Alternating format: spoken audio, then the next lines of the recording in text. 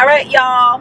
Hey, it's December 1st. It's December 1st. I'm on my way to the hairdresser to I still have my braids in, but what I'm gonna do is get the perimeter redone. I want to tell y'all a story, and I want to tell it now, December 1st, because I want to tell it while the details are still fresh.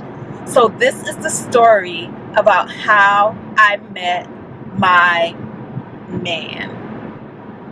And just know this, that today, December 1st, the term my man is super new. Like, we speaking this into the future or whatever, because he's not technically my man just yet, but I have a good feeling about this one. So that's why I want to tell the story, because I just think it's an amazing story. Clearly this video is not coming out anytime soon. When it comes out, he will be my man, so y'all know. But I want to tell the story now on my way to the hairdresser.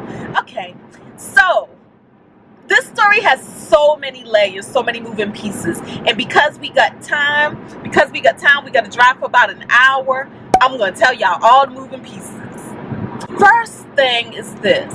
All right, everybody knows I have been single forever. I'm almost like chronically single. Like, I date, and I may date people for short periods of time, and then I do the thing where it's like, oh, give them a chance, let them grow on you.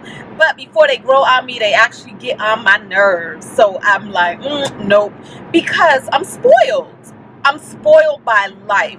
My life is so fun and so awesome that I'm not willing to sacrifice, to downplay it, to feel anything less than great just to be in somebody's relationship, right? So with that, it's like I'd rather hang with my friends, hang with my family, hang with myself, and just keep it moving, right? So I remember not too long ago, it's probably like last week. Yeah, it was it was before Thanksgiving. It was a little bit before Thanksgiving. I remember just talking to God, asking the universe, because I was curious my daggone self. When am I going to meet somebody that I actually like? Right? Because the bottom line is, a lot of people are always asking me, why am I single? Some of you even ask me. Some of you send me messages, send me emails, and all of that, asking, why am I single? And my answer is always the same. I'm single because I just absolutely love my life. And I just haven't met anybody or ran into anybody that just compliments it like that. So I got to asking God, I wonder, am I going to meet somebody? Am I ever going to meet somebody again that I dig? And I know that feeling of digging somebody, because not that it would happen often in my life, but when I was younger, I would say on one hand, you know, there'd be times where you meet somebody and you click. You meet somebody and you know immediately that, oh yeah, I'm feeling this person is feeling me. That's what I want. I didn't want to grow into somebody or me have to grow on somebody and all of that. So I was just curious, and that was that. Just curious. And then another thing is this. I also remember when I was younger, I would go to Miami a lot. We would usually go every year. That was my trip. That was my girls' trip in my early 20s. You know, when money is like, you know, we ain't balling out like that. So we would do Miami, and it would be so fun. And then I remember I would walk around that city, and it used to feel so romantic to me for some reason. I would be there with my girls, but I would walk around the city, not longing, but kind of like fantasizing or just thinking to myself like, wow, this would be a wonderful city to be in with somebody you was in a relationship with. And I would look at these awesome condos on the beach and these awesome things. And at that time, it was nothing that I could afford. Like, I couldn't afford to actually stay in those places, but I was like, those would be so wonderful just to be able to stay in these places with someone I loved and somebody I was in a relationship with. So that was that, right? Then, so let's fast forward back to present time.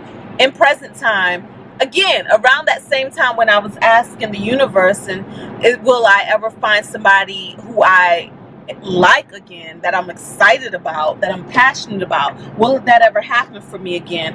I remember I was watching Steve Harvey's show, and Cynthia Bailey was on it. And you know, he does the dating show. Well, you may not know, but he does this dating thing where he kind of plays matchmaker for people. And so she was on it with her boo, who she met through his show because she was she did the matchmaker thing.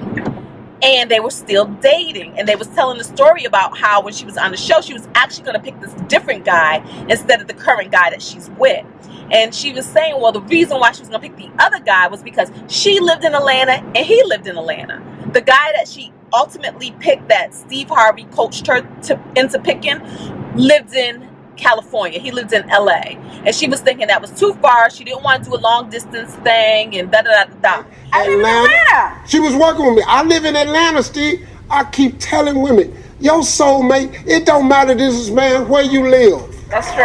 And Steve stopped and he spoke to the camera. He spoke to the audience. He spoke to me. And he was like, ladies, do not let geography, do not let distance determine who you date or who you don't date. Because again, in these days and time, there is just modern ways that you can date long distance and that you can see each other. There's a plane, you can get on it. And I remember thinking to myself when he said that, and this was a YouTube clip I watched, I remember thinking to myself like, wow, that is so true. I never thought about it like that before, but especially where in the position that I am, it's nothing for me to date somebody who lives somewhere else, and it's nothing for me to hop on a plane. That's what I do anyway.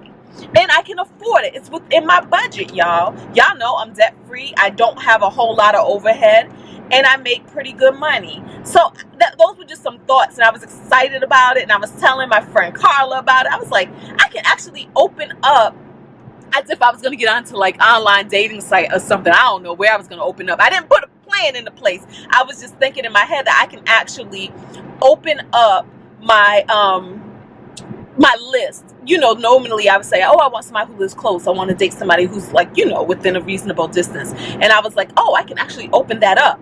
Not that I had any active desire to truly do anything. It was just a thought, an inspired thought. And that was that, right? Now, fast forward. Thanksgiving. I'm going down to my family's house for Thanksgiving.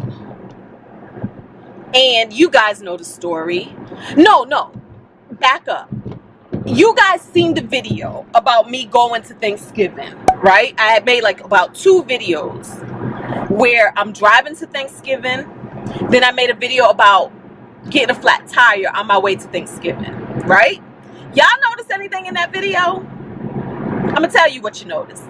I had freaking makeup on. I actually did my face. For some reason, even though I knew I had this drive, even though I knew like the sooner I get there, the better and all of that, I was inspired and motivated to actually take time to do my makeup. I usually don't take time to do my makeup. So I was doing my makeup, taking my time. Then I was like, oh, wait a minute, I got a curling iron. And I actually put some curls in my hair. And y'all know I ain't never did that. Not even when I was on vacation, when my hair should have been curled and I should have been acting like I cared. So I was like, oh, I put some curls in my little hair. And I was feeling super pleased with myself. And then I got on the road. And then my tire blew out. Y'all seen that story. Now, what y'all don't know about that story is I end up being annoyed when my grandmother just did not care. That's the way I see it in my head. Like, I'm used to her being like, oh, and she'd call people and they'll try to help me figure out solutions. She was just like, figure it out, you good. Peace, deuces. And nobody called to check on me, so I was annoyed that nobody even cared. Here I am driving down there to be with them for Thanksgiving, and now I'm stuck on the side of the road, not even 30 minutes from the house, and nobody even offered to come and check on me or whatever. The most that was offered was my aunt telling me to be careful because it's a dangerous area I was in. And I'm like, well, what can I do? I can't go anywhere. This is where I am right now. So I was just annoyed, and I was talking to Corinne on the phone, annoying myself even more not, she wasn't annoying me, I was annoying myself. So I was running all my annoyances out to her. And then I was saying to myself, I said I should just go home. When they come with my tire, I just gonna drive my butt back home. I don't even feel like being around anybody anymore and everything. So it was just so funny, because I was like, I should just go back home. And I didn't go back home. But this is another point I want to make.